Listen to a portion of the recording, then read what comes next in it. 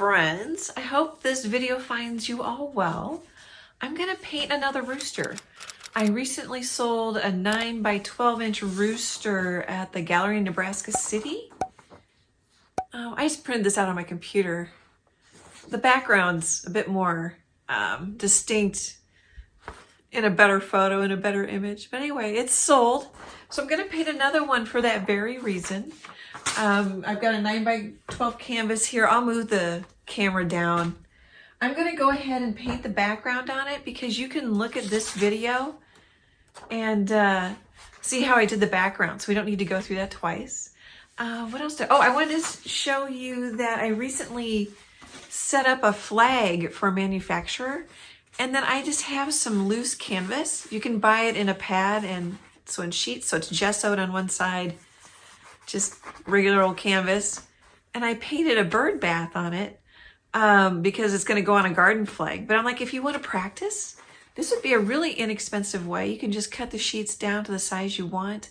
I taped it to a piece of cardboard just so I could turn it around and it was a little stiffer to paint on. But I just wanted to mention that in case that's a good tip. You don't always have to paint on a canvas. Oh, and I forgot to mention that there's already a traceable for this one because I've painted this one before as a palette knife painting.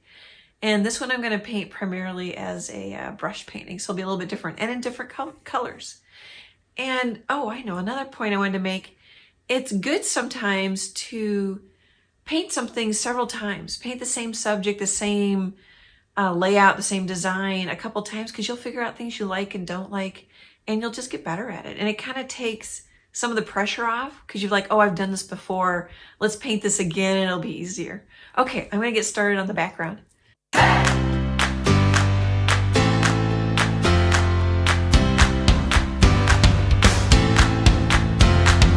Hey, I've got the camera a lot closer now, and I thought I'd show you my palette and the colors I'm going to use.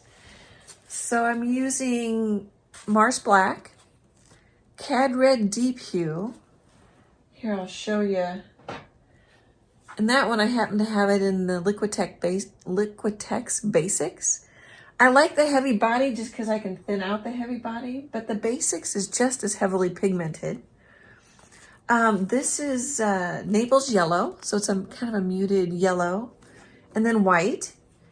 And then I mixed kind of I don't know if it looks pinky gray on the video, but I mixed a pinky gray that's going to be the chicken wire. And then I kind of mixed this fun reddish color, just using these colors, and then I kind of made a brown. So to make the brown, or to make any of these, take quite a bit of the Naples Yellow and add a little bit of red until you get an orangey color, and then slowly add a little bit of black until it starts looking brown. And then I just added more red to it, and there I just basically added more black, and maybe some more yellow to make it more gray. Just play with it. But start with the lightest color and then add your darker colors to it. And it makes kind of a putty color. And then I've already sprayed my canvas to shrink it up with water and dried it with a hairdryer, and I've got the word love on here. I realized I left you with not knowing what colors I was thinking of using. And then I'm just using, it's an angle brush. Let's see if I can get it here. How big is it? Oh, there's no number on it. It's about as wide as my thumb. You can use absolutely any brush you want. There isn't a right brush for this. Bigger brush will go quicker. If you wanted to get in here with a teeny little, see, I've got one. Here's a small brush. It would just take you a lot longer to paint. So just use the brush you like. Okay, guys, I'll be back after I make some more progress. Okay, I thought you might want to see what I'm up to. And I didn't quite finish painting the background so you could see the colors a little bit. And I'm going to grab my palette here. So I pulled out some of that brown that I used down here, added some more Naples Yellow to it and some white.